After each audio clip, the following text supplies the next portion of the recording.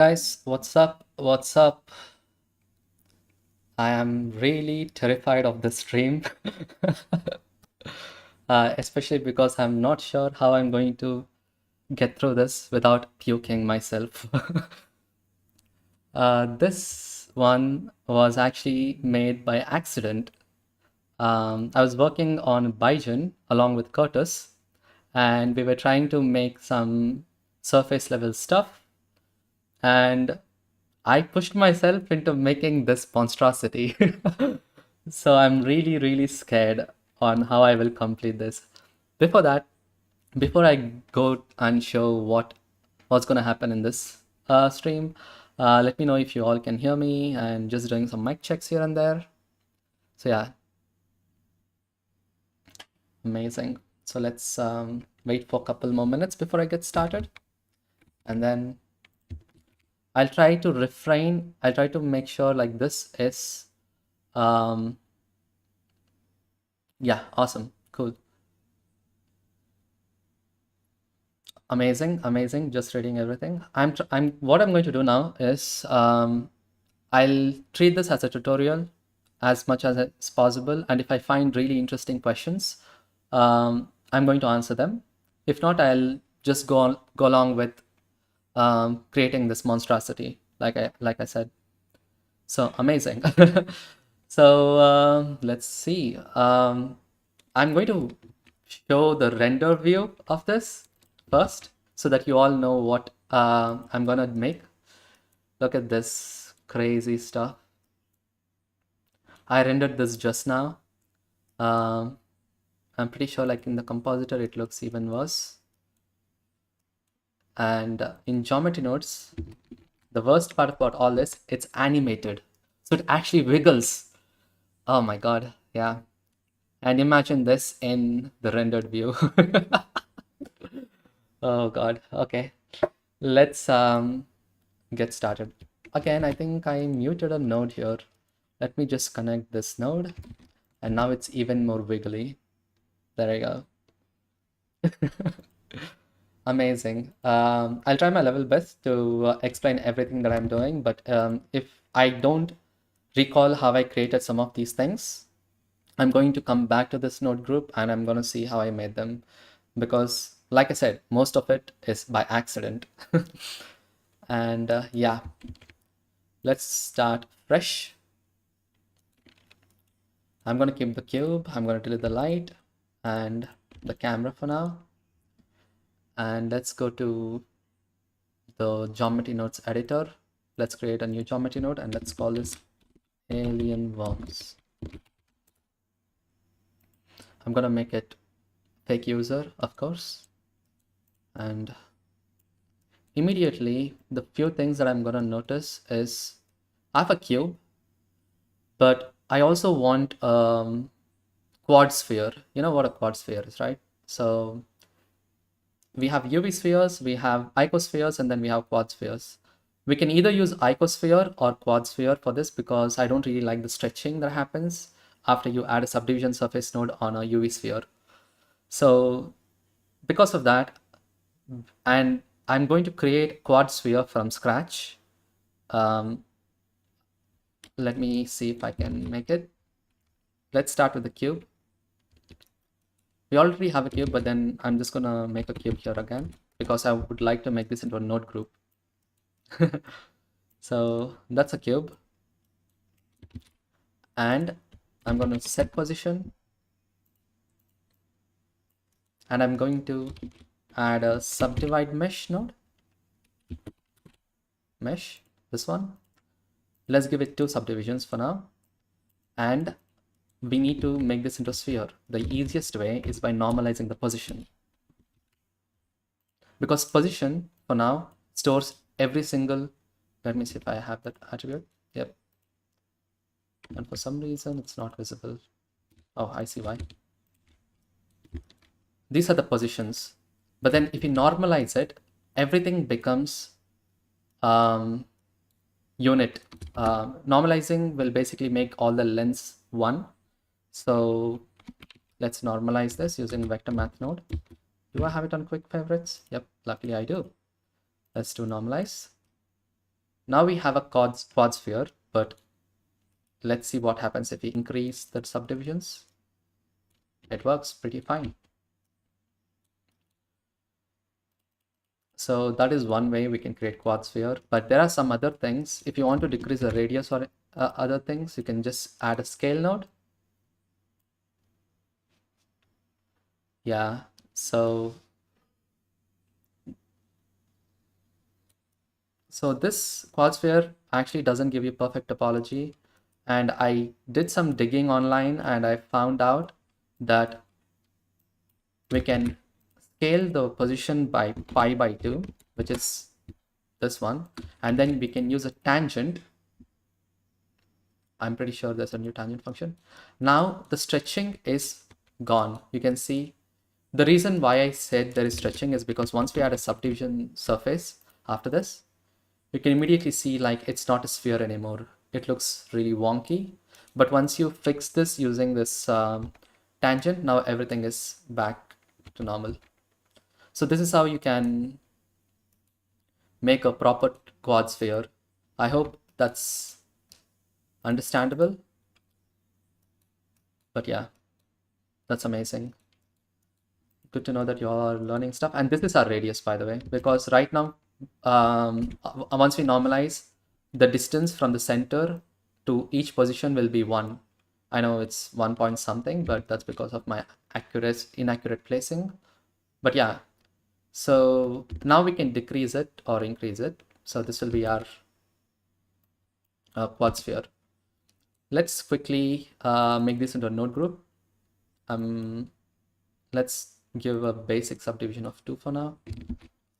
And this is not really necessary, so Control H.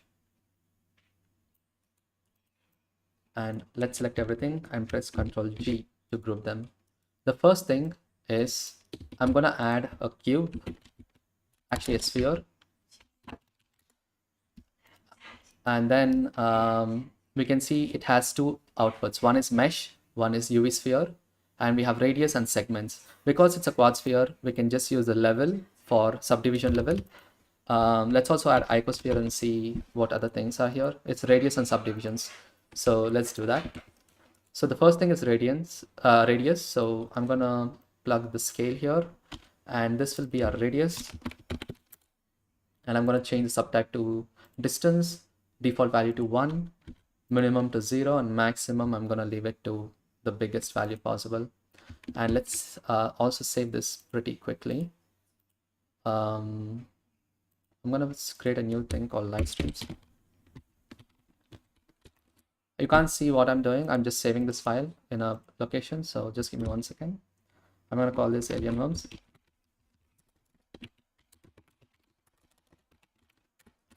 Okay, awesome. The first thing is radius, which is done. The second thing is the subdivisions. So let's call this level as subdivisions.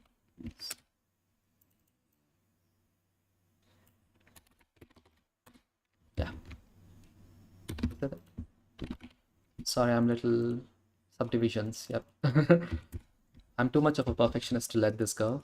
And I'm going to change the distance to 200 and color tag to geometry. There you go. Perfect. And this will be quad sphere. And definitely let me know if you have any major doubts. I'm gonna major questions, sorry. Okay, now we have a quad sphere. And I'm going to increase the subdivisions to 5 for now. And the next thing is I want to add some noise and animate it. So let's add a noise texture. And let's add a set position node. And first, immediately when I see this, we have 2 outputs. One is color and one is factor. So let's view at it. And I'm gonna remove this. There you go. It looks pretty uniform, right? And let's also add position to this.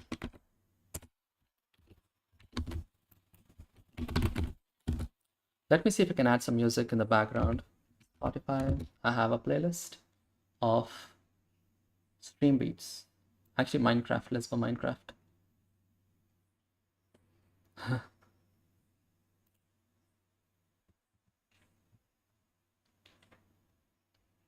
Let's increase the background music.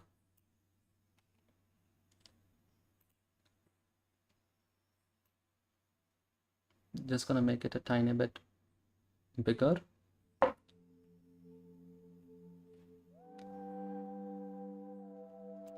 Amazing. Okay, that's cool. I'm gonna decrease this a tiny bit so it's not too audible.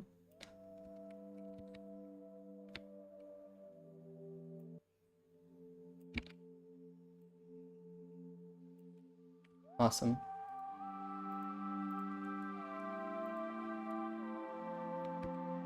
So the noise, I'm gonna connect this to offset, of course, and I'm gonna change this a tiny bit, something like that. That's too much, of course.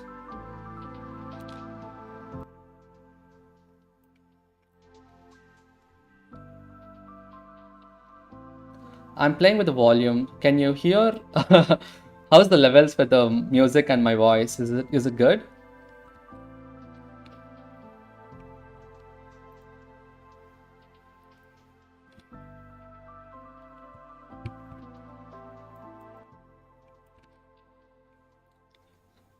I mean, awesome.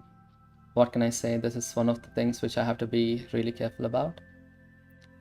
So, okay, amazing.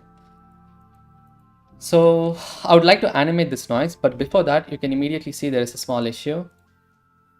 The center of our sphere has been shifted to a different location. That's because our noise is actually centered about 0.5. So what I'm going to do is I'm going to untick the normalize. Oh my god. I'm going to untick the normalize so that now the noise level is at -1 to 1, I think, or is it 0.5 to 5? I'm not really sure, but I think it's -1 to 1. Let's check. So this is 4, so it technically has to be -1 to 1 because the radius is 1 plus 1, which is 2. So cool.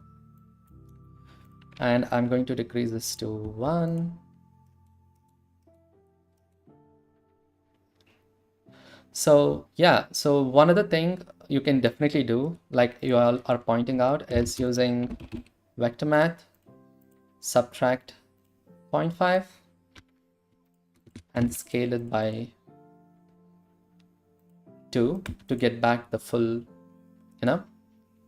which is totally fine. For me, I can simply use this one because I don't want to add 2 nodes just to do the single thing which normalize can do.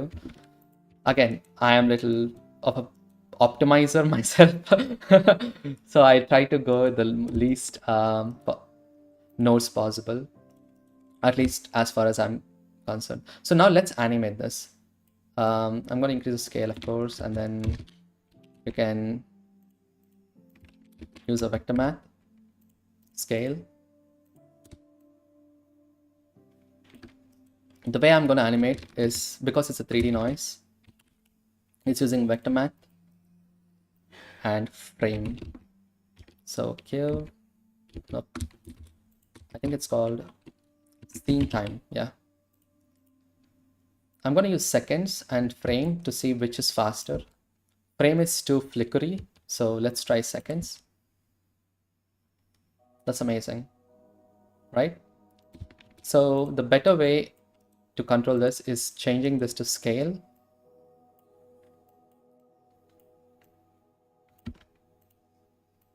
Or even this. I'll just add a multiply node like any sane human. Why am I doing all this? Yeah.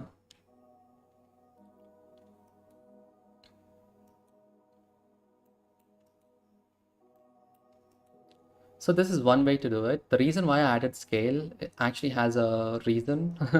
I'll show you in a second. Vector math scale, you can actually tell which direction the noise you want to move it. You can do it along z-axis, x-axis, and negative y-axis. So you can kind of tell the direction of it as well. So that is one thing why I use scale. But yeah, it's definitely not really important here. It's not really that important in this particular scenario anyway. So this is how we can add animation to this, and of course the strength of the animation. Amazing, amazing. I hope this stream will be a chill one. And of course, let's quickly organize this frame. I'm still used to the old shortcuts, Control F. It's not frame, it's just F now. So there you go. This will be animation. And I'm going to combine these three into a node group. And I'm going to call this vector animation.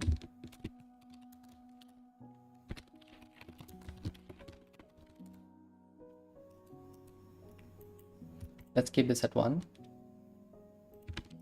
And because it's a vector animation, I'm just gonna be a normal same person. And I'm gonna call this speed.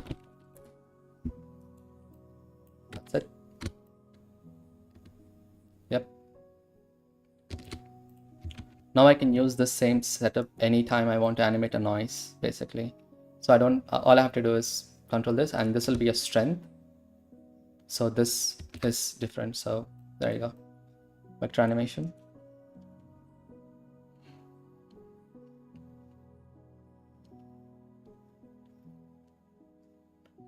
Yeah, I actually don't know. I always use Alt-P to remove nodes from a frame. Is there a new way to do it? Because is it?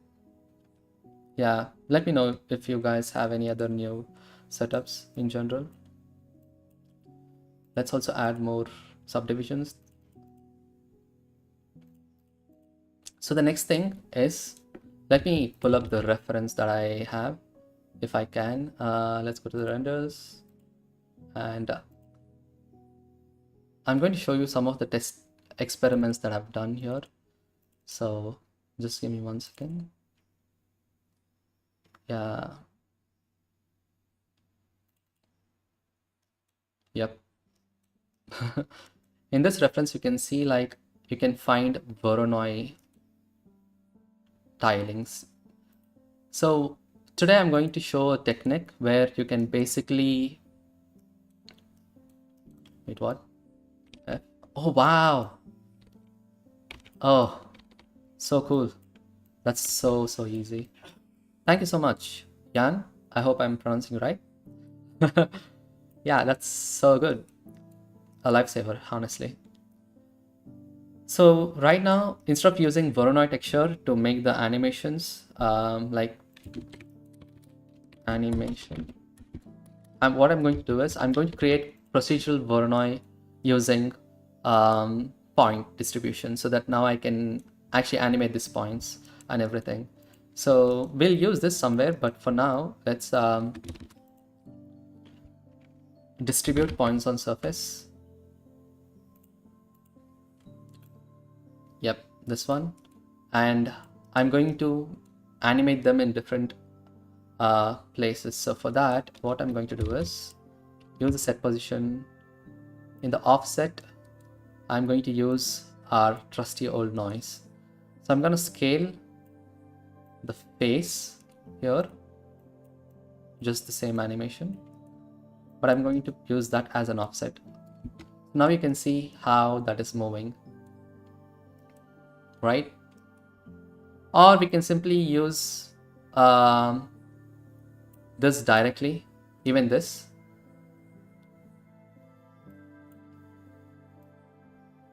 Yeah, that, you see, I'm going to make this big. Now what I'm going to do is I'm going to stick it back onto the surface. So how I'm going to do that is take our quad sphere, geometry proximity,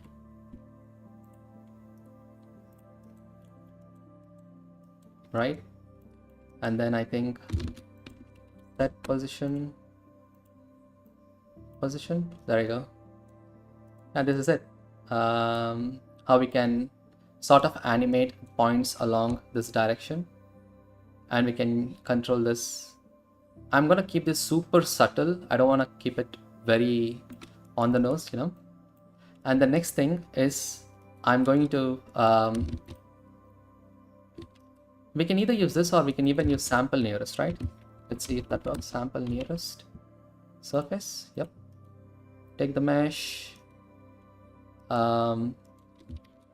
take position,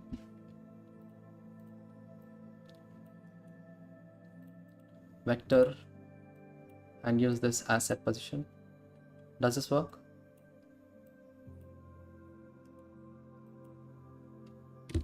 I'm not sure if that's working. Let's do sample nearest again. Sample position. This.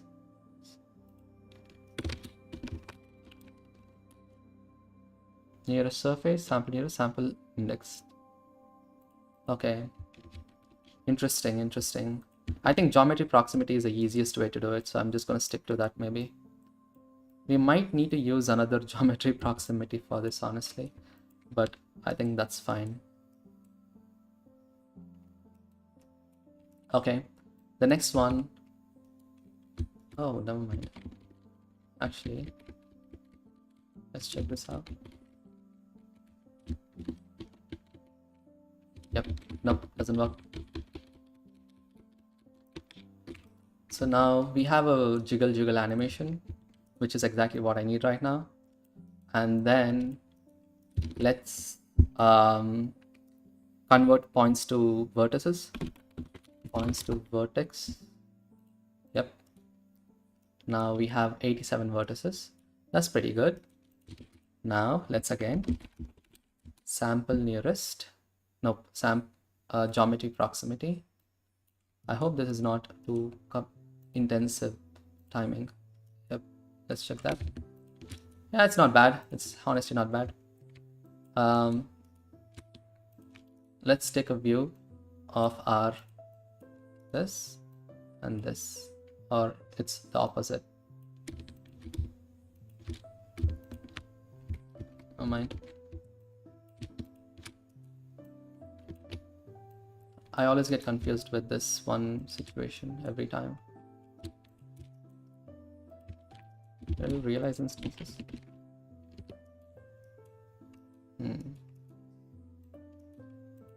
Never mind.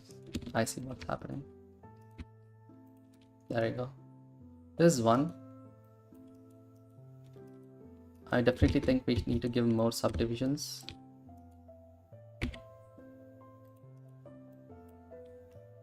What do you think?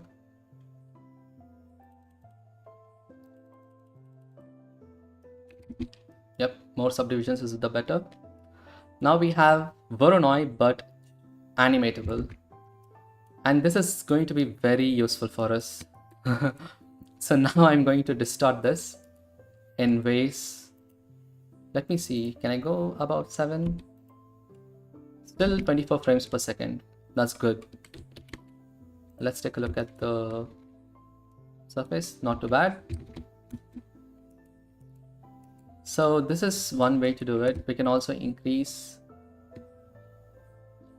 our scale. Now you can see it's really animating strong. I don't know how much you can see this, but it's going hog wild. Let's go 0.5. Even this is pretty scary to think about. Whenever I see voronoi moving like this, the first thing that comes to my mind is eyeballs. I can sort of make every single point into an eyeball, you know, and somehow stick onto the surface. Yep. It's weird, but what can I say? So now we have that. So what I'm going to do is I'm going to organize this pretty much immediately. Don't want to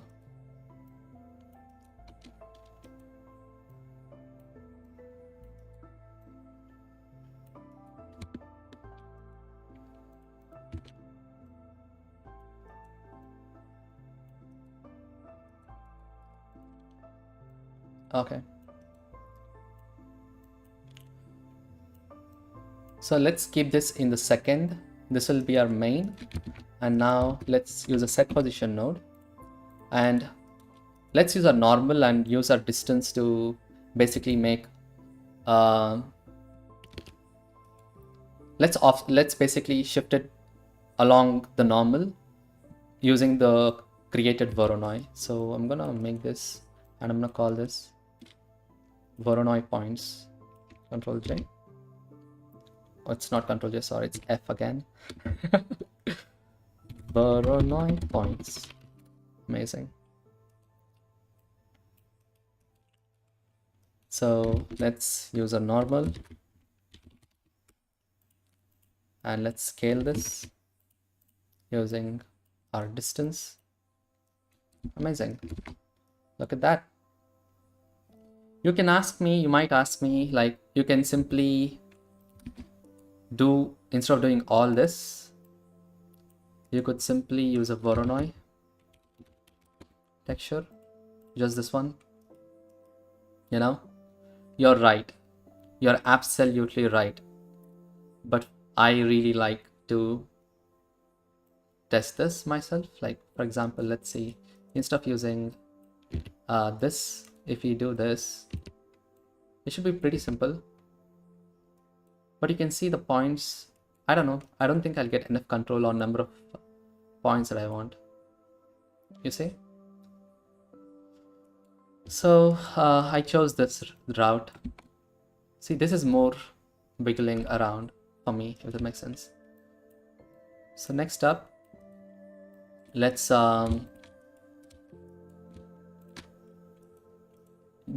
let's basically make this into something else. Like, for example, let's check. Okay, it'll be inner. Yep. And of course, float curve to reshape this abomination.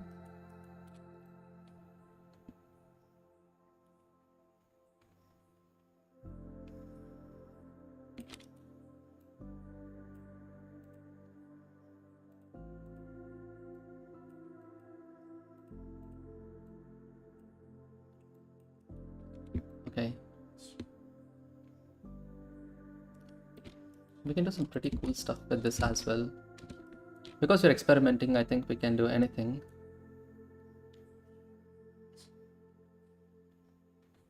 Wow. Every time I do something, I never expect the results that I'm gonna get, which is one of the few things which I kind of look forward to. So that's one of the things.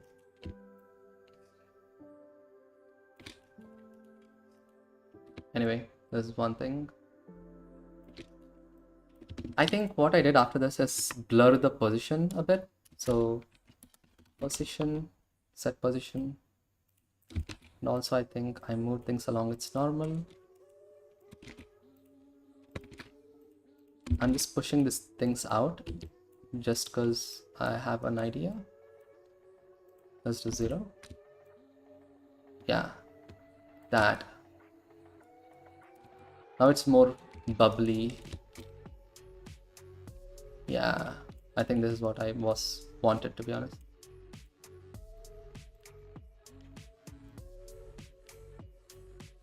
So I'm pushing it along its normal again. This is without pushing. You'll have these little bumps. So I'm pushing it a tiny bit further. And now what I'm going to do is I'm going to use another set position, but I'll just plug the position here, but I'm going to blur it.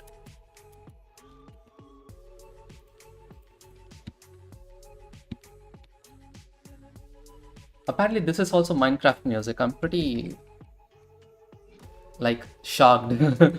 Let's convert this to vector. Let's give it some iterations. I think this should do 28. Ooh, it's getting there, you know, it's getting there. Embryo, that's actually pretty interesting, to be honest. Look at that. I would have never thought that would happen. Just changing values. And we can of course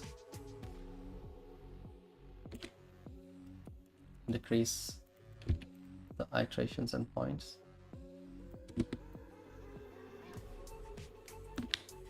But yeah, we can keep it here for now.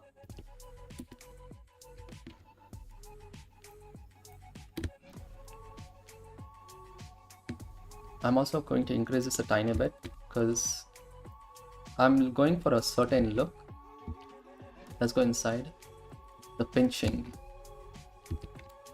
And I'm going to increase the number of points as well. Let's go with, did I go 200? Yeah, I probably went 200. Oh, now you see.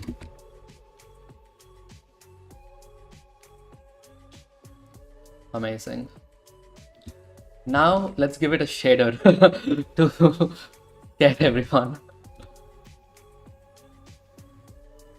Oh, even this is nice. Look at that. It looks like water caustics, isn't it? If I go negative. But this is what I really wanted, some pinching here and there, which looks like veins, you know. And let's go to shader editor. Let's check if everything's all right. And I'm going to add a HDRI. My god. I know every artist has their own version of favorite HDRIs. Which one would you prefer? I prefer Graffiti Shelter. This one, because it has some really nice contrast. Camera data. Nope. It's light path, I guess. Light path. Yep.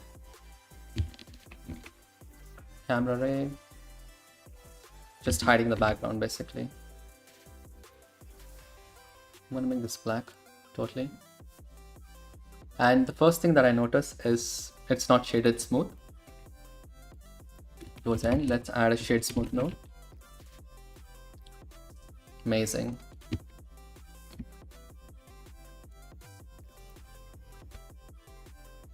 Without shade smooth and with shade smooth, it still doesn't have that much of a difference, so I think that's fine. Okay, I'm gonna delete this. Just gonna organize things really quick.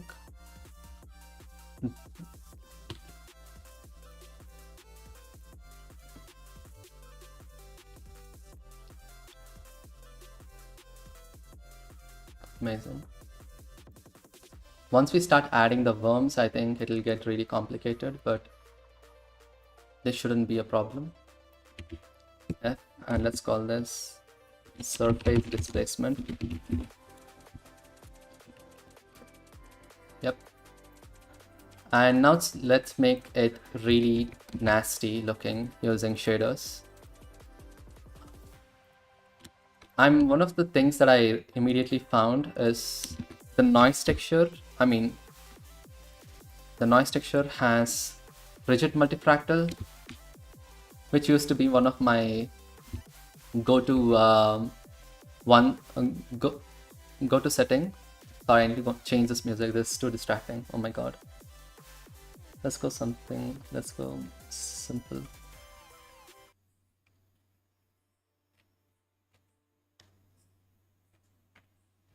There's so much music in Minecraft.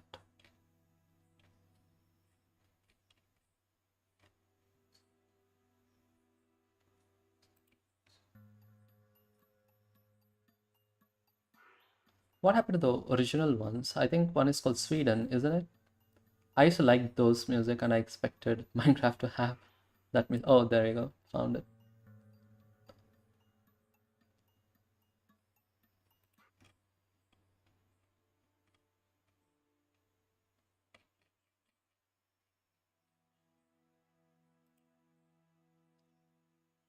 Yep. Cool. Let's get back.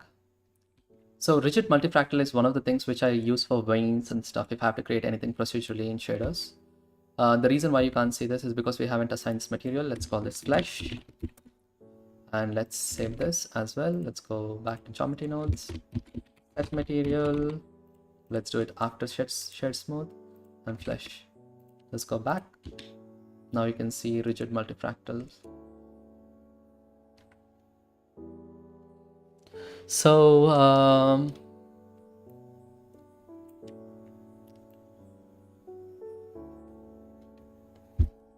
what can I do? Roughness. I definitely need like more detail, of course. Let's go 10.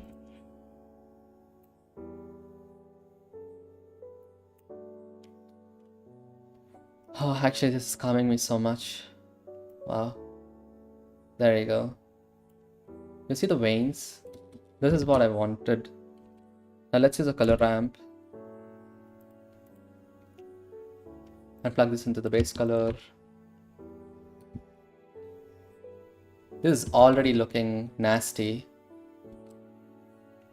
Of course, with a little bit more shaders, it's gonna look even better.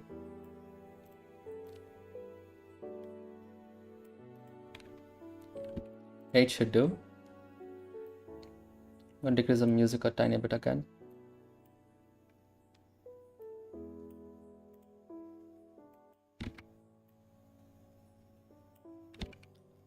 Let's see. Does this... Oh my god. Does this help at all? What about this size? Yeah. I think this is good. Let's give it some colors now. I'm gonna make this muddy. And this one... Oh god. Green out of everything, Charan. Oh my god. Okay. This will only look bad once we start giving subsurface scattering, so I'm pretty curious. Okay, Eevee is compiling its shaders. Let's go to rendered view. Oh my god. Yeah, this is too much, of course. Let's decrease saturation. Let's not make this too nasty. I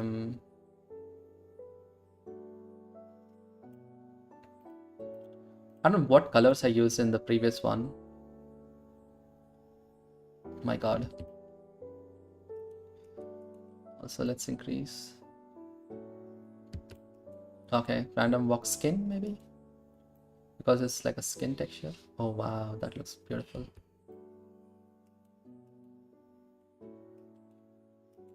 Yeah, I know if it is set as displacement. So I was thinking, how can I import it? Wait, there's a chance there might be one way. Let's go to... I never really exported much data from here, right? That's true, that's true. What if I store position data? Like, oh my god. There's one thing. Where is it? Oh, the distance. Let's store the distance. Store named attribute. Let's rename this to something which... What shall we name? Let's do distance for now. Voronoi list. I'm gonna copy this. Let's go to the shaders. Attribute. Paste. Oh wow. Oh no, no, no. That's not what I wanted. Oh god. I'm scared of my own power. Let's check this.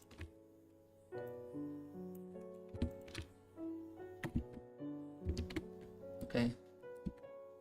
Ooh, okay, that's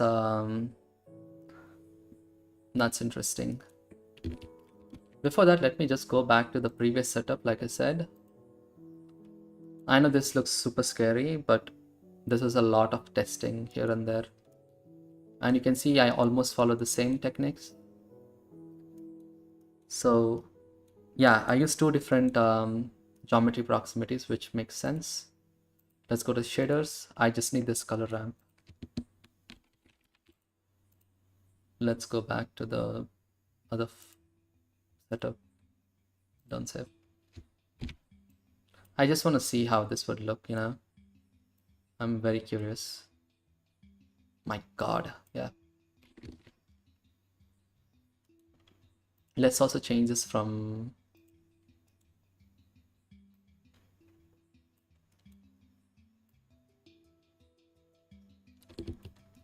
okay, what happens if I do this?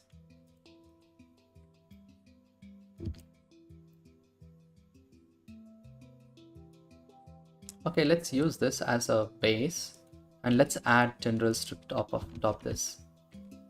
Okay, let's go back to geometry nodes and let's see what else can we store and pass. I'm thinking position, but position is not going to change as much, is it? Actually, let's store named attribute.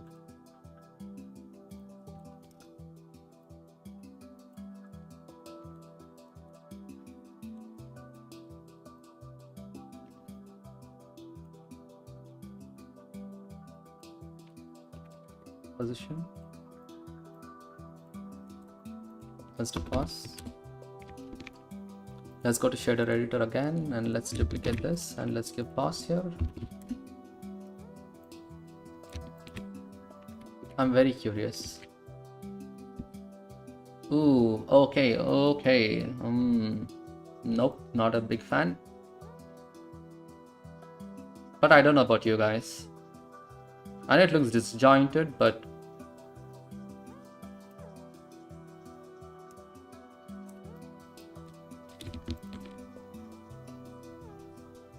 is this better? Oh yeah.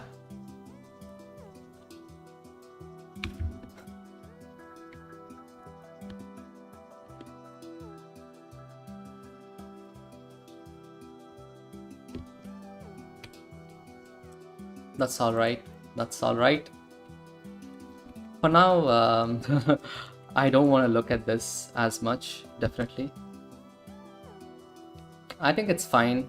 We don't really have to do everything exactly, you know. This is what would be best if we push, because you know each cell is moving, but then it ends up looking like frog eyes, you know, and that's not the look I'm going for. Look at that. Yeah. For now, let's assume like this is it, and let's proceed. And also let me add some lights.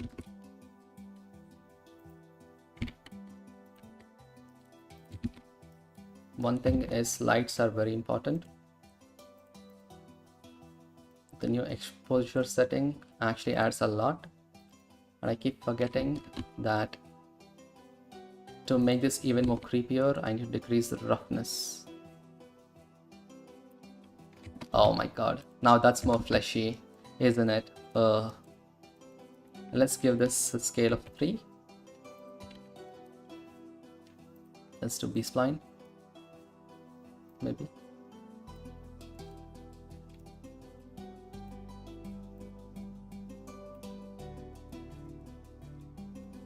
Oh my god, that's disgusting.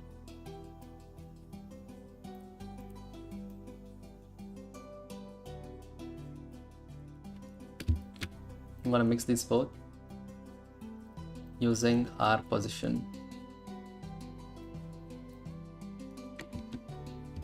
Oh yeah, I think that should be interesting.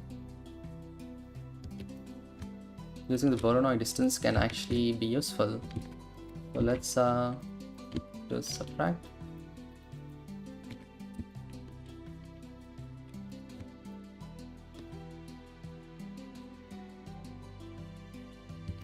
Oh god, sorry. That, yeah. It's like ambient occlusion. Let's also divide this by the same value, 0.12.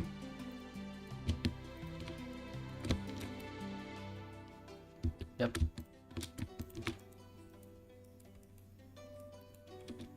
And float curve.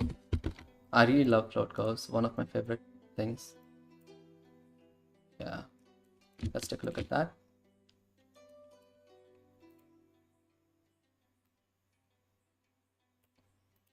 Let's change the colors to something else. I think I was giving really like dull green color, maybe, was it? It looked really gross.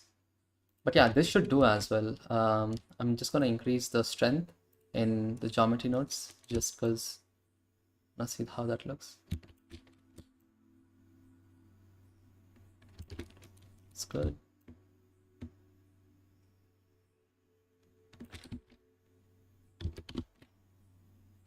Oh my god.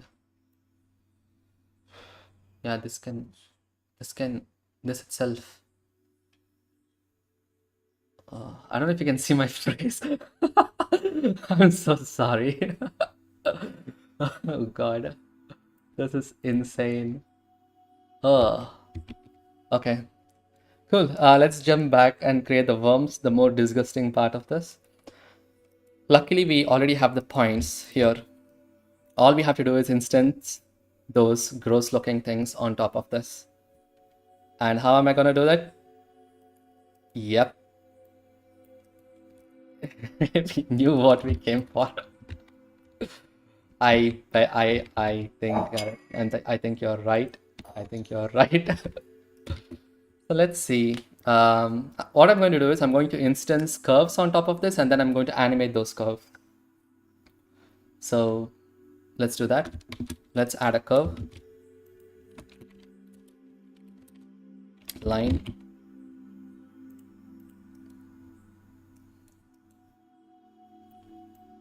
Very gross job. Thank you. Thank you, Shubham. And let's see. Instance on points. Immediately you can tell the normals are not getting transferred. So this is the normal which we need. So what I'm going to do now is store named attribute. I'm going to store the normals. Oh god, sorry. Vector, normal, normals, yeah, normal, that's fine. Let's copy this. Let's add a named attribute node and let's paste our normal. Let's also store rotation. It's probably not necessary, but you know, is this rotation? It's a quaternion, so rotation. Let's copy this again.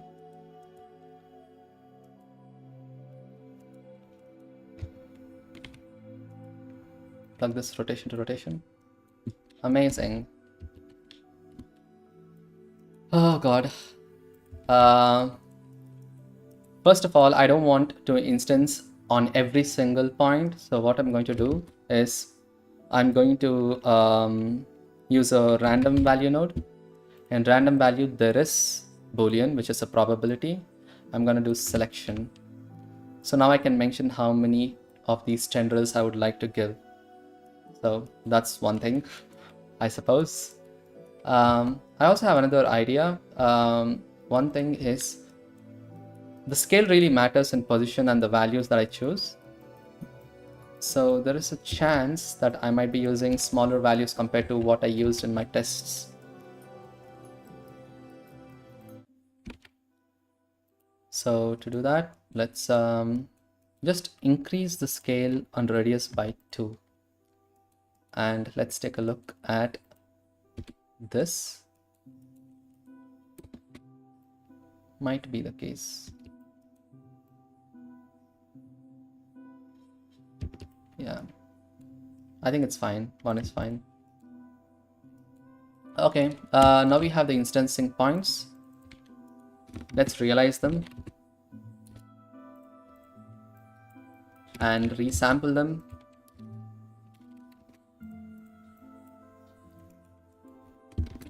Curve to mesh.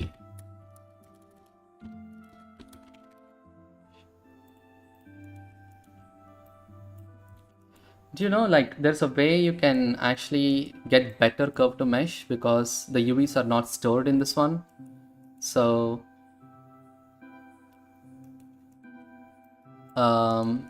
let's join these two things. Join geometry. So right now this is how it looks. I'm going to decrease the length a tiny bit. Let's do 0.5. That sounds like a good length. And in curve to mesh, what I'm going to do is I'm going to give a circle, curve circle as an input. And of course, we need to increase the radius. You see it's getting there. It's almost getting there. So for radius, scale is the radius again. We can also do fill caps if you want. But for radius, what I'm going to do is I'm going to add a spline parameter, which gives this a 0 to 1 gradient. Or you can also do length, but I don't really prefer length for this particular scenario. So if you just plug length directly, no, the factor directly to scale, you can see it is going from inside to outside. We need to invert it. So I'm gonna subtract it from 1. It already looks spiky, you know? Now let's add a float curve again, my favorite node, to shape this.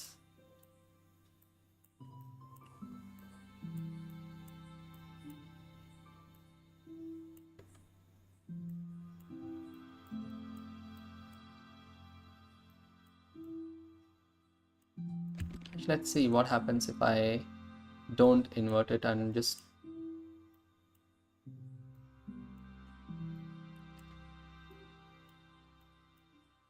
wow, that is very interesting.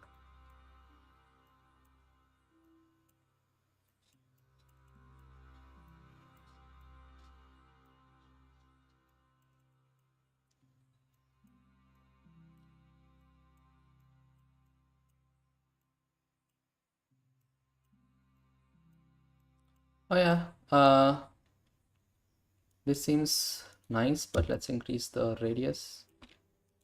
Oh my god, that's annoying. Let's actually go to the rendered view.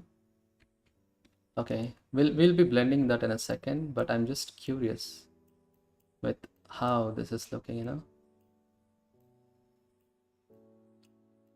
Can you say in person, I suppose? Okay, that's interesting. Let's decrease the radius a tiny bit. I don't really like how that looks. I don't want to give this, but I think we can live with that. Let's give more points. Okay, let's see. Let's set this points to 24. 10 is too less. Now our job is to make this weird and wiggly. That'll happen here in a second. But before that, let's play a little bit more with these values.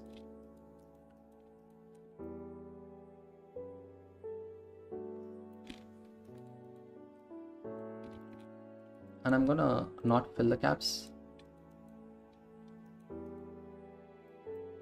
This is fine.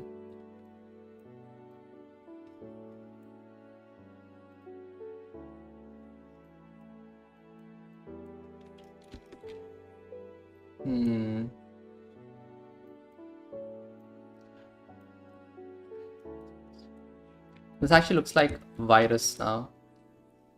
Wow. Hey Agnev, hi, what's up? Do you want to see the... Oh god, let me see, let me show you. Let me show you some gross stuff. Yep, let me show you some gross stuff. I am making something gross. Thanks for joining, by the way, everyone. That's also... It's gonna get grosser the more time goes by. But now I'm thinking to add these tendrils. And let's also set a material. I'm just gonna create a random material here. I'm gonna call this worms. And I'm gonna add the worms here. And let's go to the shader editor now. Before that, we need UVs, so that's what I was thinking. So I need to add UVs, definitely.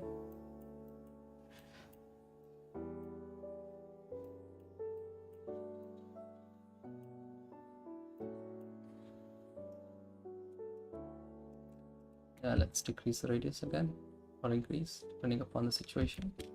And also let's decrease the size. Okay. That's interesting. Let me see what sort of a profile I've used in the previous situation, because that looks really interesting. Okay, I think I did the invert. Let's copy this to see if I can nail that.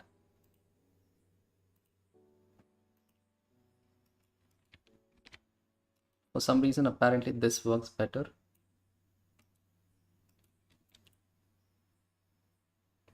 Yeah, it's literally the same. Apparently, I use more nodes in the previous setup, which is interesting. Okay, I don't have to worry too much. I think once we give the random wiggliness, I think it should look grosser.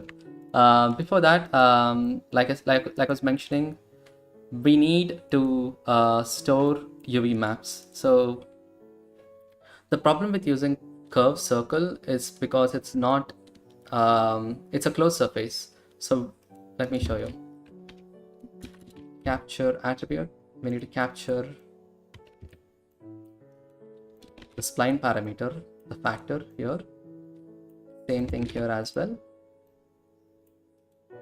And this we have to use in a combine XYZ node. Plug this to the y-axis, plug this to the x-axis, and then we need to store named attribute again, and this will be our UV map attribute. This will be on face corner, and float will be 2D vector, float to 2D and vector to vector. So now we can copy this as a node, as our UV map. Let's take a look at it. To do that, we have to add a named attribute node again. Let's take a look at that. There you go. We have the UV map again.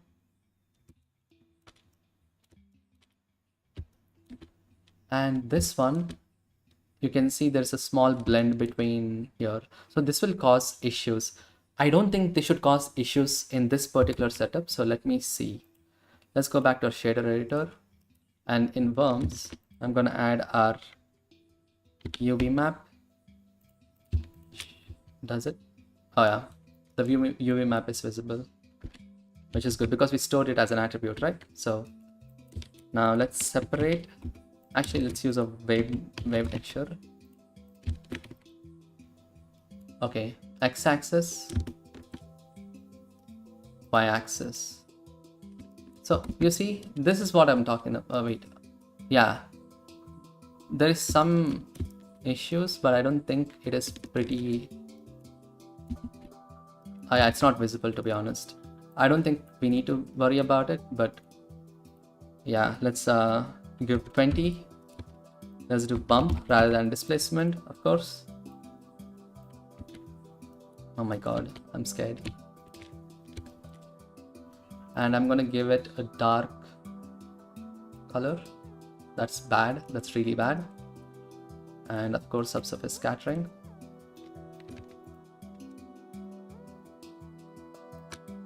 Ugh. Not my cup of tea. And of course, the roughness will be super low.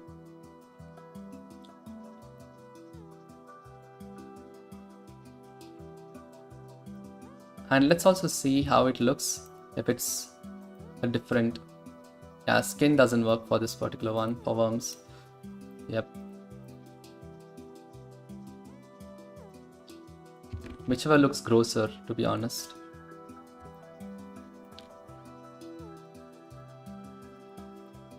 .02.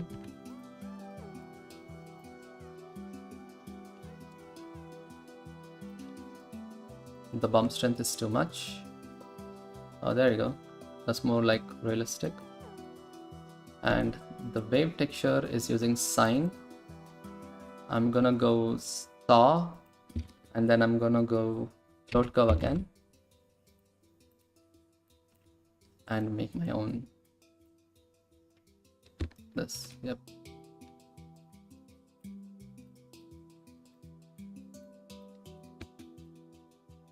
There you go. You can also make this a little smoother, maybe.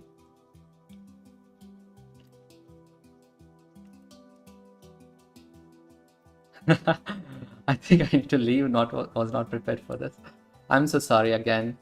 Totally educational purposes, of course. And let's go back to the geometry nodes and let's decrease the scale again here.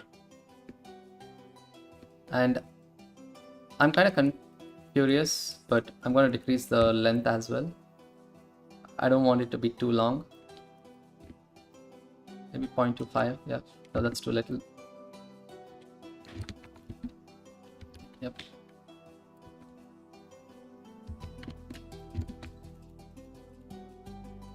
Yeah, let's see.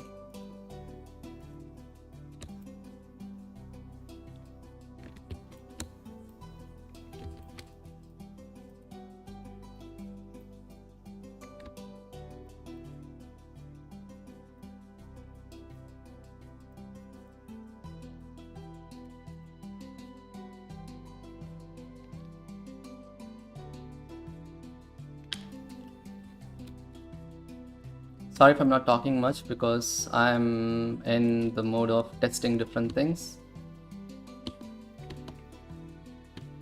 The shader was perfect in the previous edition, so I'll need to go back and check it out, but that shouldn't be a problem this time. And also it's 4.5, so what happens if I realize these instances? Okay. Yes, they are getting joined, which is good. Also, let's push these things along the normal just because. So to do that, set position normal. So I think the normals are stored here. Okay, there you go. I kind of wanted this to be more visible, like, you know. And what happens if I click on fill caps? Does that affect anything? Seems to be having some effect. And also let's use vector math scale. Yep. Okay.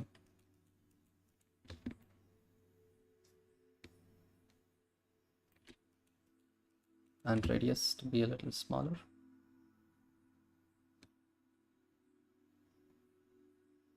They should do.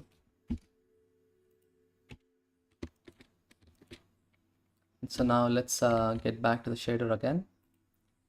And this time, I hope this gets creepier. My God. Yeah, it's I'm not. I don't like this stuff.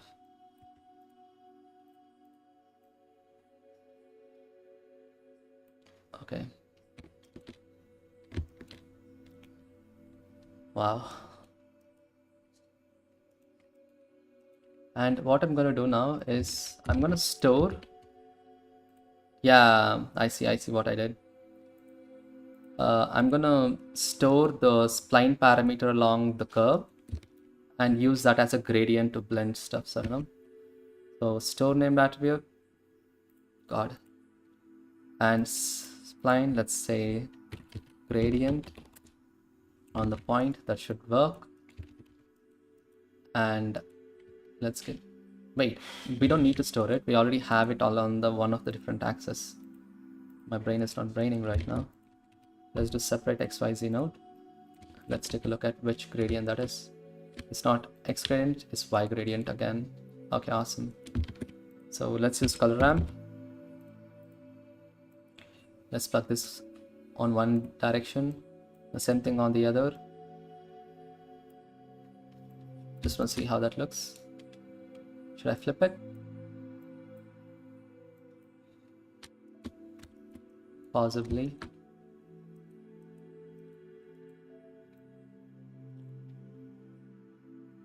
We can come back to this later as well, but I'm just pretty curious.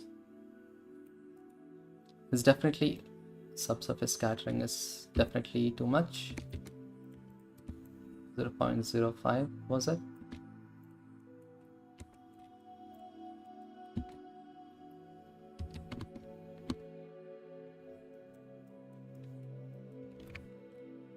Okay, oh my god, it's gonna get crazier, definitely. So let's just push this a tiny bit above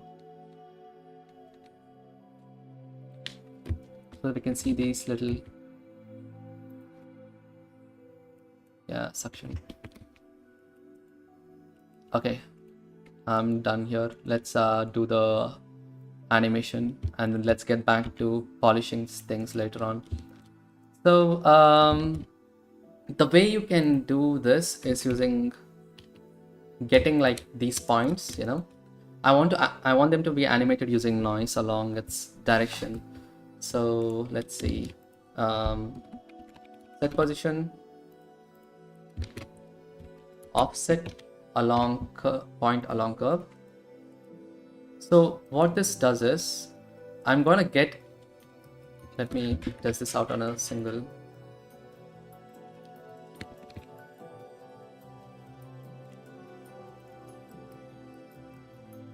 Oh god. Let's do line, curve line, put it right there.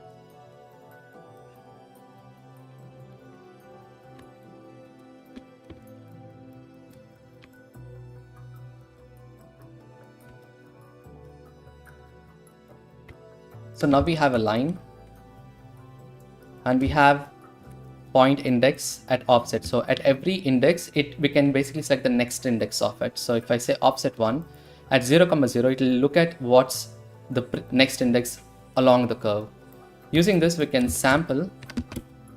I think we can say evaluate at index, point index. We can evaluate its position. So let's do that. And let's also change the music.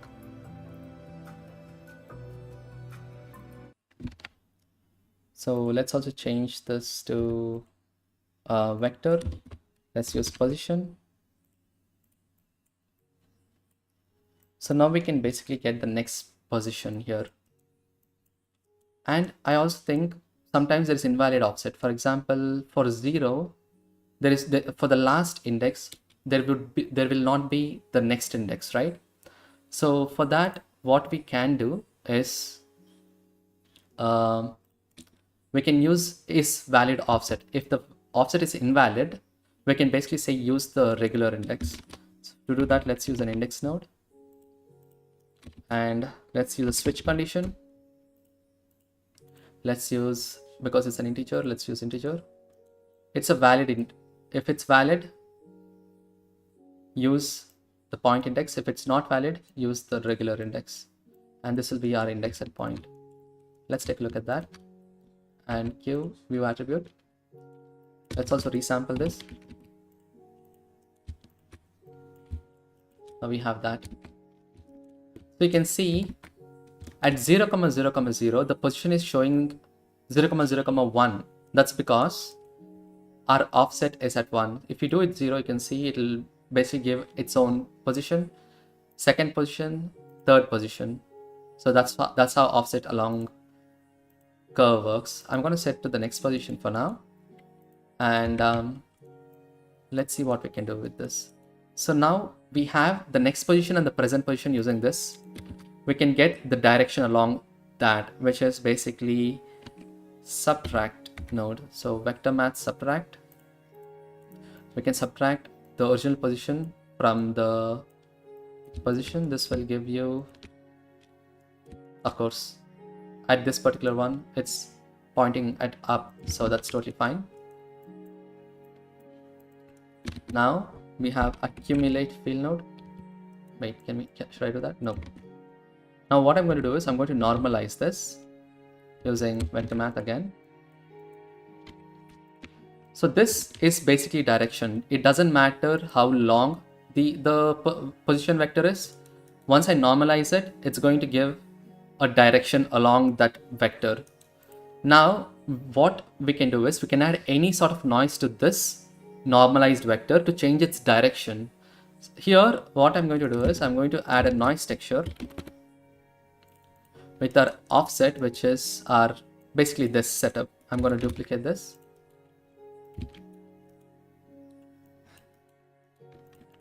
I'm going to add back this, and again I'm going to normalize this because I only want the direction of its offset, not the length itself. The length comes from its original vector, so I don't want to change the length of this vectors, so what I can do is I can just use length. Now this gives the length between the two segments, from first point to the second point to the third point to the fourth point. So this is the segment. So now I can basically scale our vector with this particular length, so that doesn't matter at what direction we are moving it, we will not really see the length change between each point. So that's exactly what's happening here. Now I can connect this to offset, and let's see if this actually works. You can see that it kind of works, isn't it? I mean, sorry, before that I need to do accumulate field node, and I need to accumulate it. At group ID should basically be our spline index. So let's do index again, but let's evaluate it at spline domain. Evaluate at on domain as spline, because this is one spline, but we need to group this as different splines, because in the original one we have several splines, all these are splines, right? So each spline should be its own group, so each spline should be its own index.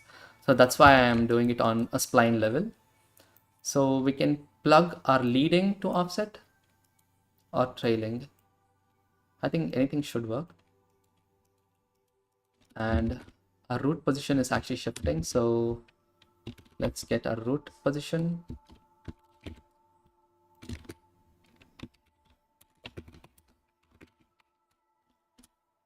Curve root, maybe. Yep. Let's plug our root position to position. There you go.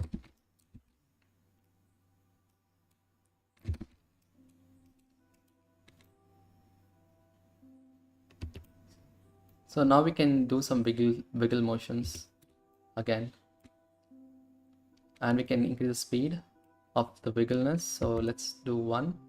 That's too much, but I'm fine with it. So we need this right after we resample, right? So I'm quite curious on how it's going to look like. So let's bring this back. This whole thing, we can put this in a frame. Let's call this wiggle animation. This whole setup can actually be called as offset along curves, but it's fine. We don't have to group everything. I actually learned this technique from Ben. Ben. Okay. So yeah, there you go. So technically, if I just plug this right here and this one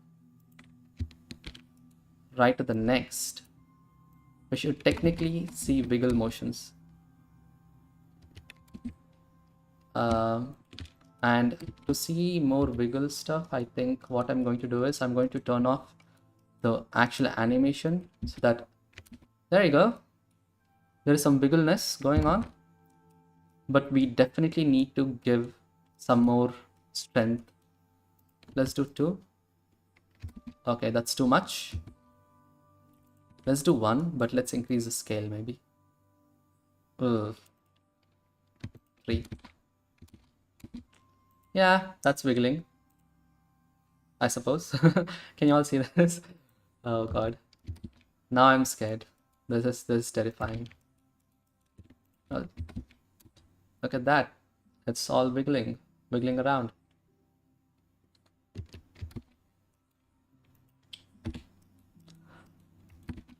I think I'll probably make a better tutorial on this, on how I did this offset animation, but I think you should find this setup anywhere. If not, if you don't want to do this, I think Cartesian Caramel has a everyday geometry nodes pack for free. You can basically get the same setup from there as well. I just recreated it from scratch because I learned how to do it. So I'm just gonna put this wiggle animation right here. You can also make this into a node group, but I don't want to make it into a node group every time, you know. Let's just put this in the frame and let's call this worm curves. And the next setup will be mesh to curve. This is UVs, so let's curve UVs. So Control F, and let's call this curve to mesh UVs. Amazing, amazing. I think I use length here. I'm gonna use factor again.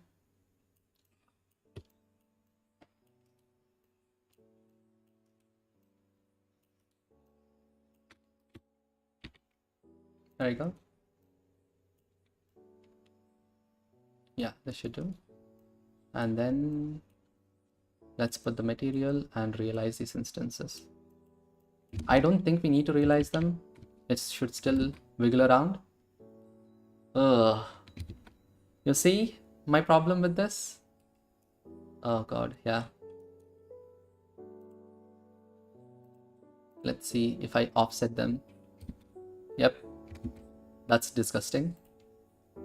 Because it's wiggling, I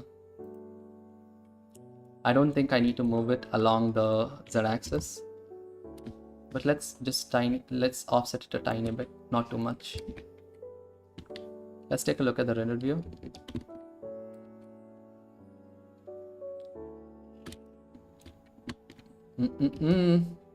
Not a fan at all.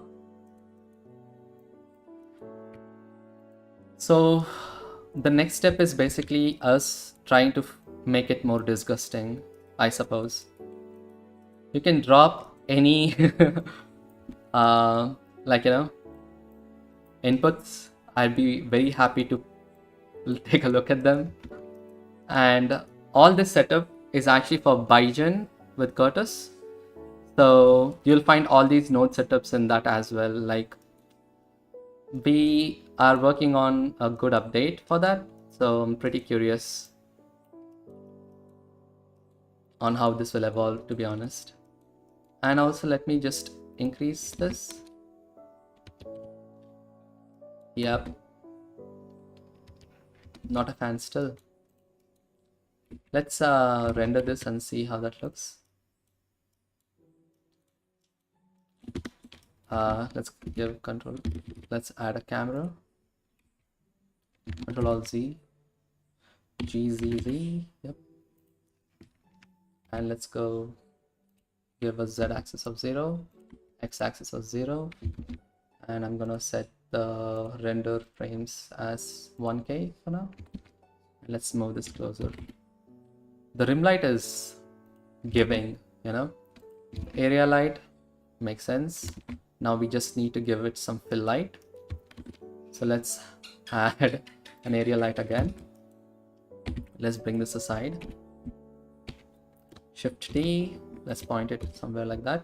Shift T maybe. Okay. Shift T again. Is this too big? Yep. Z, Shift T. And let's also go and turn on, what is this? Not performance, it's on film. Yeah, film, transparent.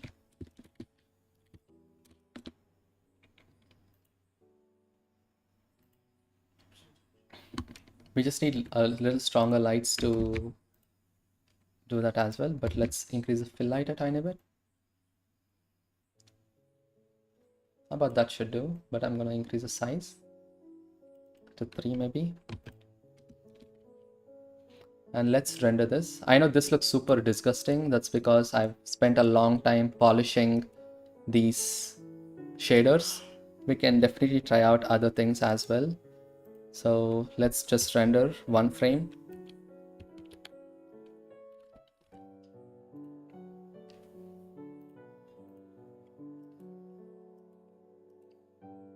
Lighting matters a lot. So what I'm going to do is I'm going to change the lighting, of course, but it's getting there. This looks like leeches, isn't it? We can actually make this into leeches. Ugh. I also forgot this can actually animate, so yeah, because of these suction cups, I think it kind of looks like leeches. Not a fan again, not a fan. We can give a little bit more detail in the shaders, of course. Oh, yeah, disgusting. Very disgusting indeed. So let's do a viewport animation. View, render animation. So let's let me give it a place, you know. I just want to see how that looks, basically. Live streams. I'm gonna create a new one. Let's call this renders viewport.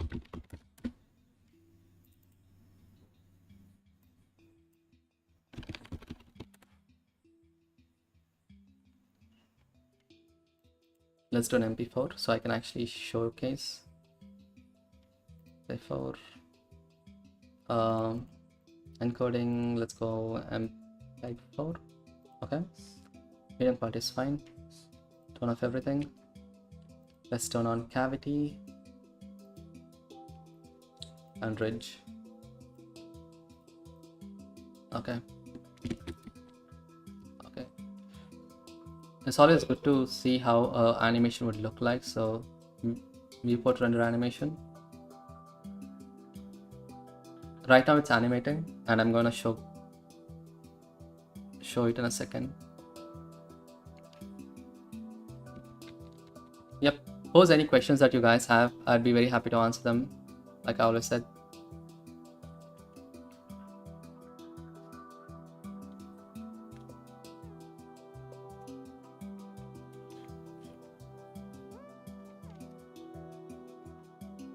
Oh wow.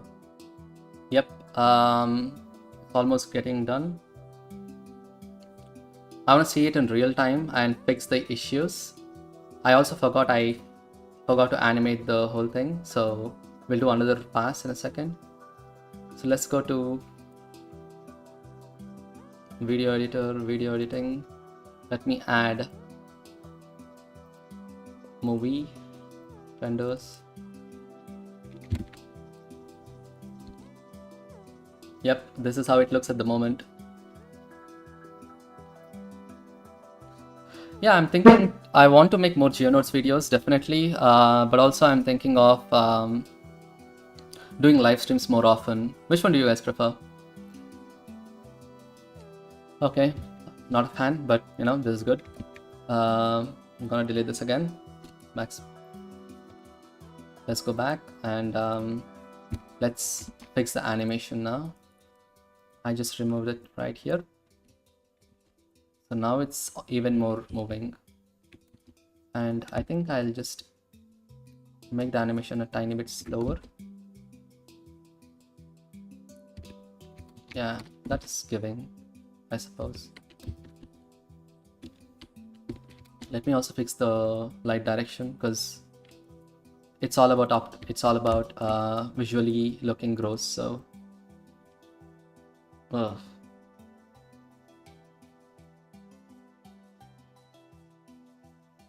Yeah, that's giving gross vibes. Definitely.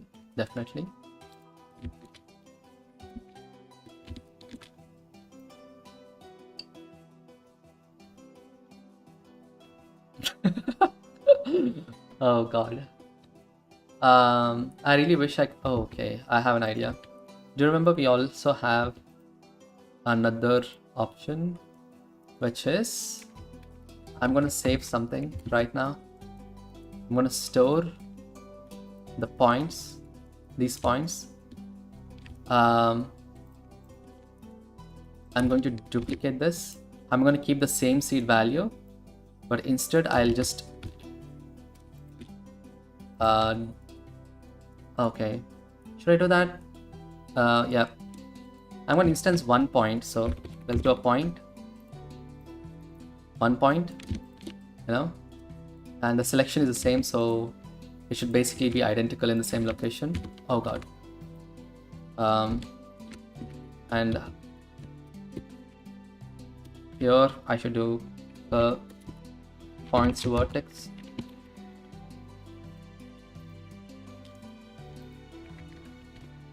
Realize instances. Geometry proximity. Yep, you're exactly thinking what I'm thinking right now.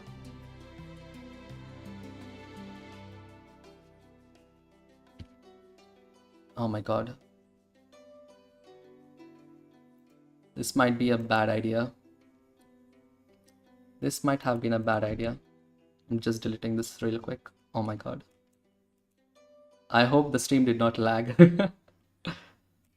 Is this 5.0? I think I've improved the subset scattering artifacts, the green-black color at the joints of two objects. Yeah, this is 4.5. I also tried this on 5.0. I think I prefer 5.0, but then 5.0 is really buggy right now, so I don't want to crash while I'm streaming. So I was working on it and the whole PC crashed as well because of GPU issues, because it was taking too much RAM than usual. So it's really unstable. It's still in alpha, so that's expected, But yeah, I suppose that's something. Okay, let's also take a look at this, this, this, and this. I see. So I'm going to bring these 4 nodes, Alt P, G, there,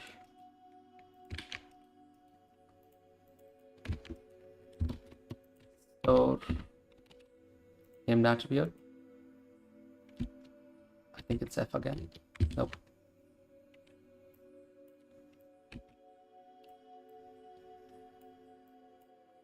I just want to know what would happen, I just want to know.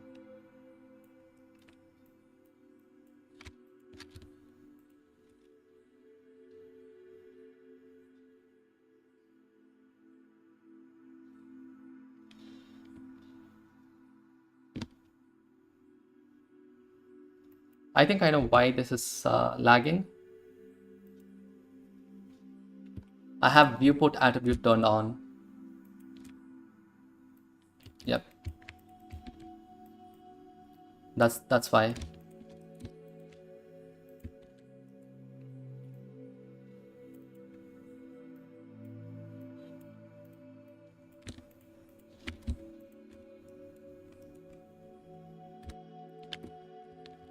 And let's do points.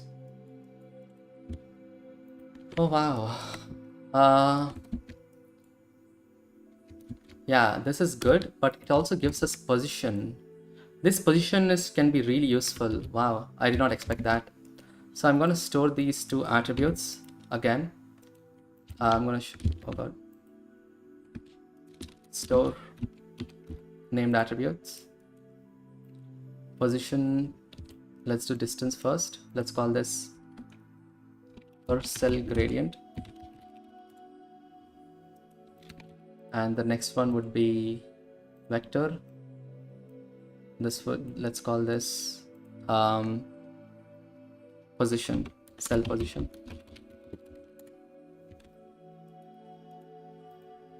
Actually, this is worm placement gradient. Worm cell position. I'm going to copy these 2 things and go to shader editor and go to the object. Let's select the flesh. Let's go to attributes. Let's paste this. Let's also place mint gradients, these two things. Yep. Let's take a look at that in the shader editor.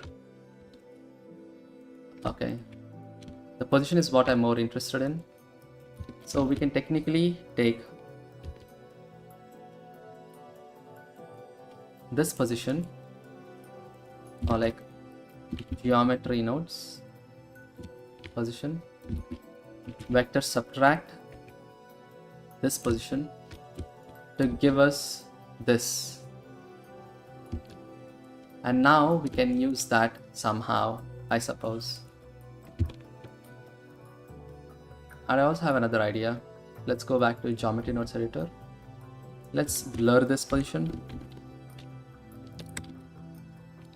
blur attribute. Let's do vector again. Yeah, just tiny bit of blur shouldn't be too bad.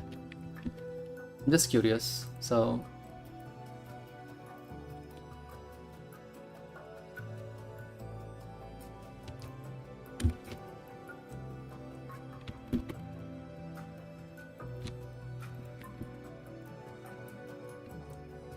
look at that. Now it's even more moving accordingly. That's better, a lot better comparatively. I don't know which one you guys prefer. I prefer this. I'm gonna go back and I'm going to turn off the worms for now. I'm just gonna look at this. Now it's actually moving along with the undulations, which is better, and this is what I was expecting anyway, so that's good. That's good. So what happens if I give the rigid multifractal?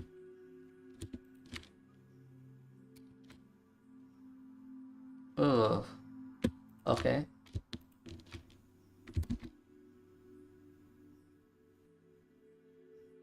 Yeah, still not getting used to this.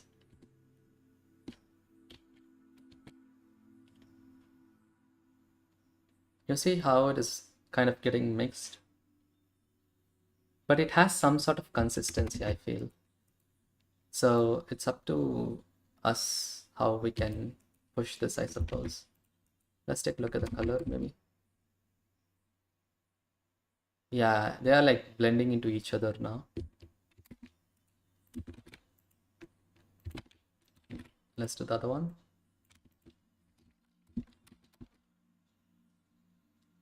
Okay, this is disgusting comparatively. More, I suppose. I'm just gonna quickly test out different things now. Let's give it a...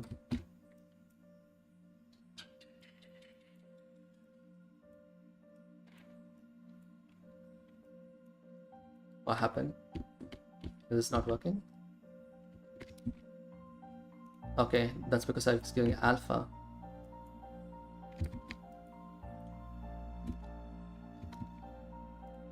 What happens if I do this?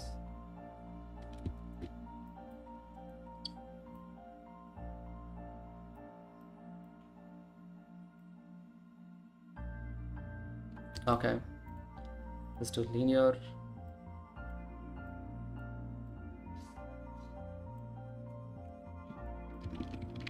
I'm gonna go import the flesh material I did, just because I'm pretty curious on how that would look right on top of this one. Where is it? Test. Nope.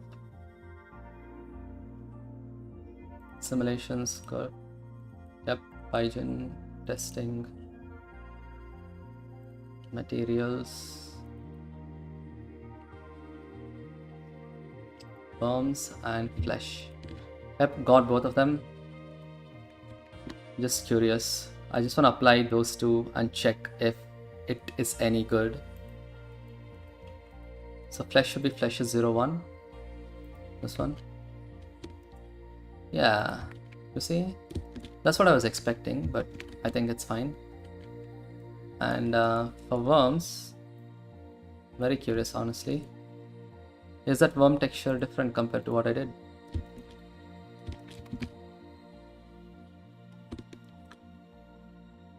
Okay, I don't know which one you guys prefer. And I'm going to render this one frame to compare. So let's render.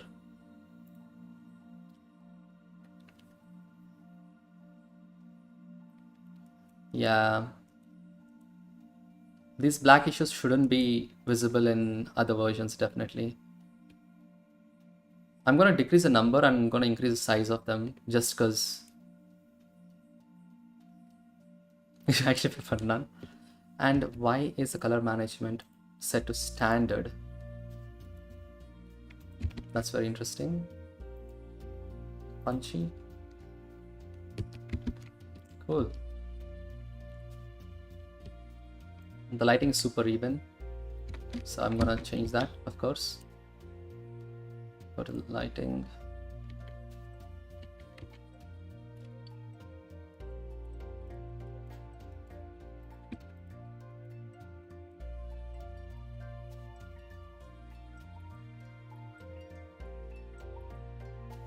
I'm here for the rim lights.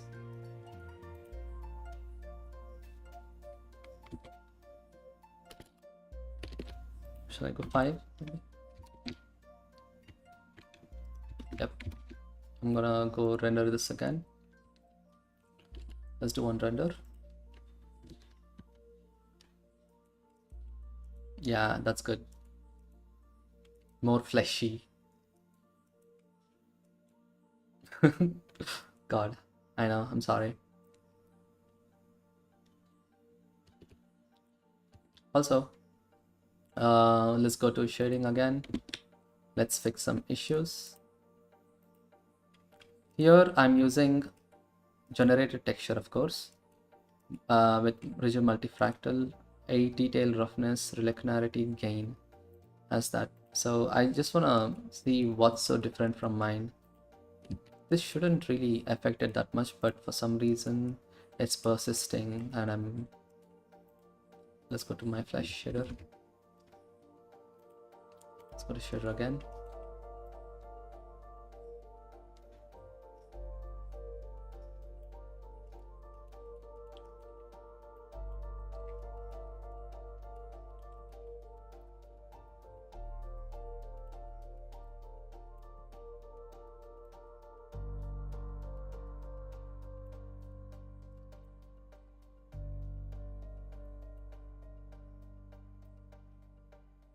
God, I think I did not turn on denoise. Okay, there you go. Interesting.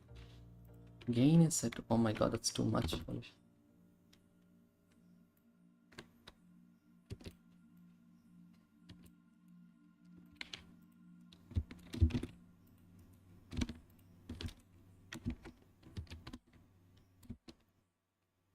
Okay, that's more like it.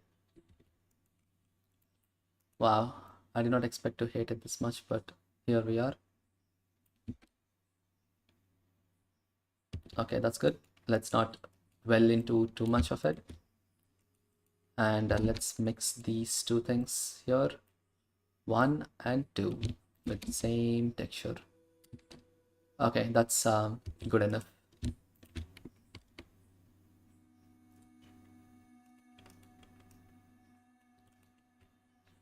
Let's also make this super dark.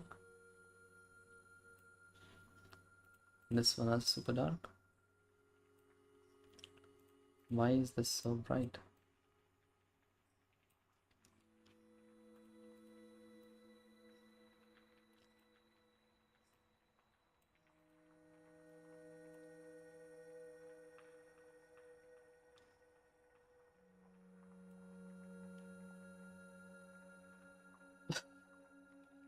Okay, that's good. I don't want to push this any further. And I'm going to go back to the offset. I'm going to decrease this to 1. That's good.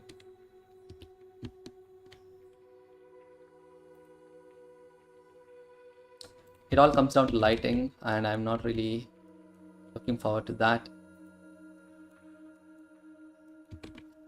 Let's bring our other lighting setup into here.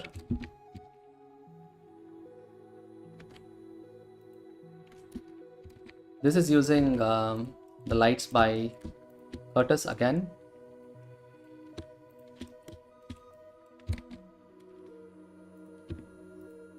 So these are the nodes. So these are the 5 colors. So I'm gonna bring that just, don't save. Let's not save it.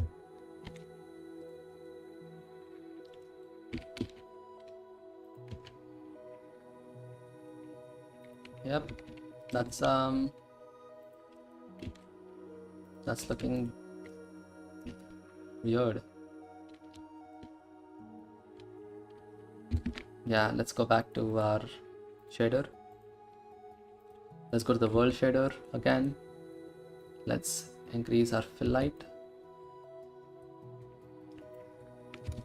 Huh, interesting. Now in the shader, can increase the strength here, of course.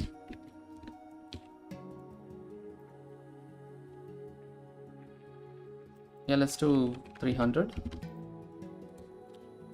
On the other side, there seems to be no light.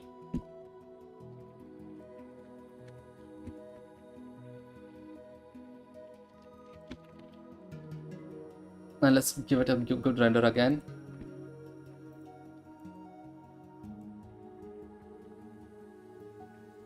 Oh my god. I'm going to change the texture on these tendrils. I don't like it. I think it's getting there. So let's go back to my own texture that I've done. Shading. Let's go back to our worm texture. And I think, yeah, giving this a bigger number, more tendrils is interesting. Also, let's make this 0.3.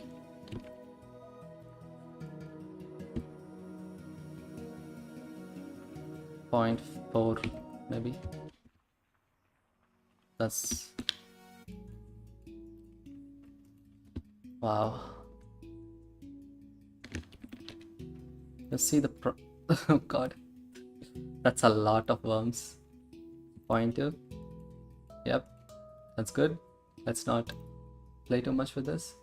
And also I'm gonna hide this from the camera.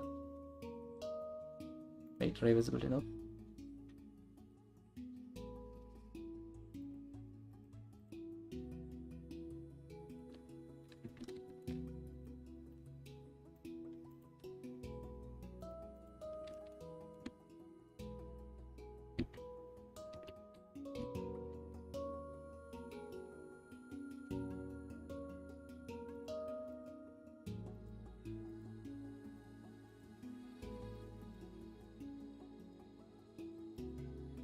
Okay, why is this not working again? Viewport display.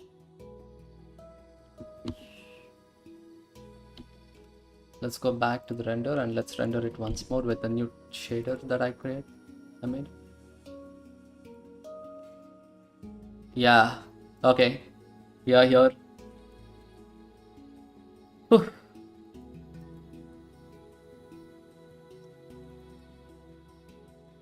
It's a success. We made it grosser, weirder, animatable. I'll actually try to render this and post it on socials, and so that no one will hire me. So let's see. This is really fun. Let's also change this to none. Punchy is great actually. Let's keep it to punchy. So that's it, guys. I think I'm done with this setup. I hope you all enjoyed the stream. And now I'll let you guys ask any questions that you have. I'm happy to answer them.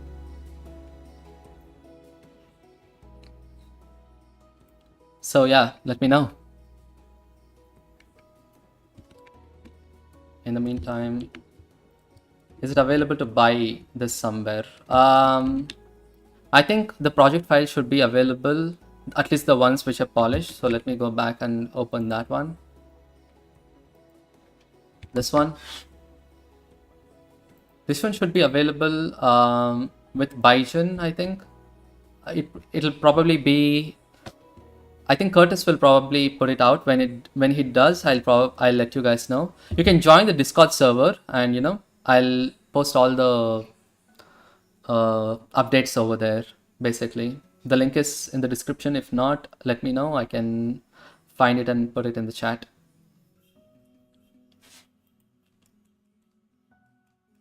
There's a lot going on here, but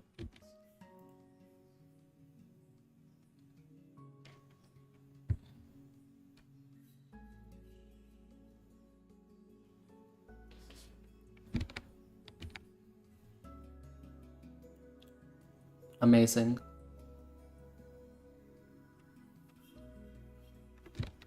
Let me also show some other cool stuff that I've been cooking up. There is some pretty cool stuff that I'm going to stream again. This could be one of it. It's a reaction diffusion using volumes. Again, it's on 4.5, not really available. There's also this. This is also pretty reactive. All this stuff will again be available on Baijan, so you should look forward to that. We are trying our level best to make it as user friendly as possible. So we're building tools and coming up with more and more stuff. Here's some other, I don't know, you can call this snakes, but things can go really south if I don't really control the simulation zones. So that is one cool stuff that I've been working on. There is other gross stuff as well. Stuff like this.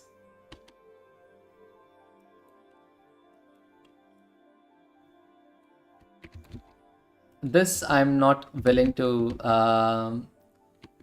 share out yet. So this is all experimenting just to see if can I make things, different for now. One tutorial I'm super excited to make next is this, using brush strokes. I'm so happy with this setup. This is one of my favorite things recently that I've created. But yeah, really excited. We have a lot more control going on here, but you can look forward to this tutorial basically. You can see it's just a plane again. So there's a couple of other things. There is procedural trees, of course, which are animated. You can look forward to this. All these are sneak peeks, of course. I'm not sure when I will have time to make tutorials on this one, but I really hope I do, because look at that. It's reactive as well to lights. It's all procedural again. Let me see. I also use gizmos on this one, so I'm really happy with all the controls it has.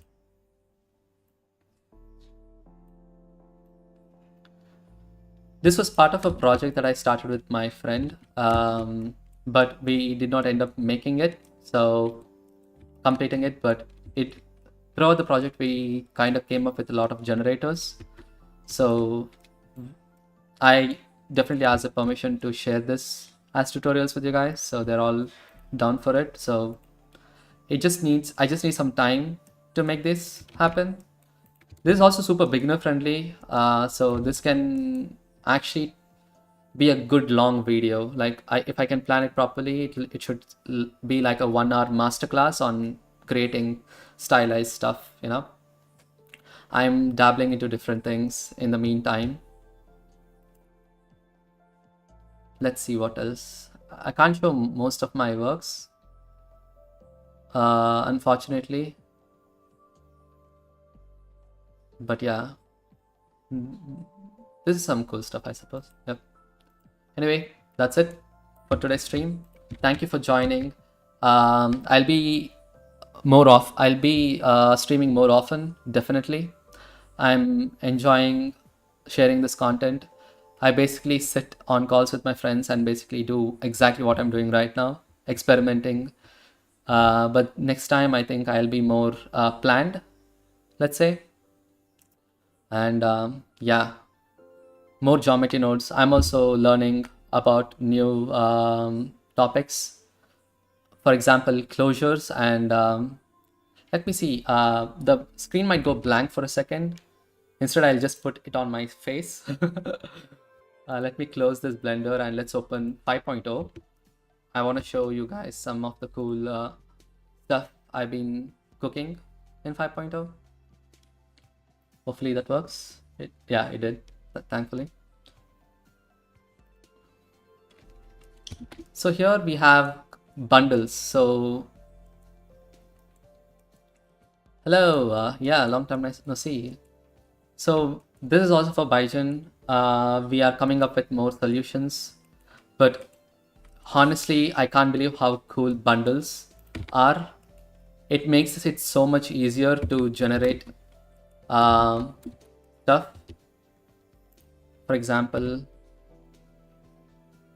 this stuff. So for when 5.0 gets out, we'll probably have a lot more geometry nodes updates needs to be done in terms of bundles and closures. So these two sockets are amazing. I see so much potential in this, especially with simulation nodes. So I'm very much looking forward to that. Yeah, talking about reaction diffusion, simulations. I think I don't know, is it, well, is it not? Let me check. Oh yeah. Like I'm using evaluate on the main nodes, evaluate closures stuff. And let's do subtract. That is actually a better fit for this one. Look at this. It reacts really well. Yeah, really happy with how these things are going. I'm also learning a lot in terms of geometry nodes. I'm more of a shader nodes guy, but geometry nodes has been taking most of my time nowadays. But also I'm working on some personal projects. Again, also I'm free to hire. So if anyone's looking for any geometry nodes help, or also if you guys want to learn one-on-one geometry nodes with me, you can always reach out and we can schedule a call and we can look into that as well. Patreon, of course, if you want to support all this, the only way is through Patreon or like buying my products. You don't have to. Especially, I released Tile Factory recently. Tile Factory is one of my long-term projects. I think I spent up more than 2 years cooking up this whole procedural tiles for Blender. It's one of my favorite things, coming up with patterns. So I have a paid product there, definitely. I'm thinking to release a free version as well. Keep an eye for that. So the way you can support me is via Patreon, subscribing, liking, anything works. Share this. And that's it, guys.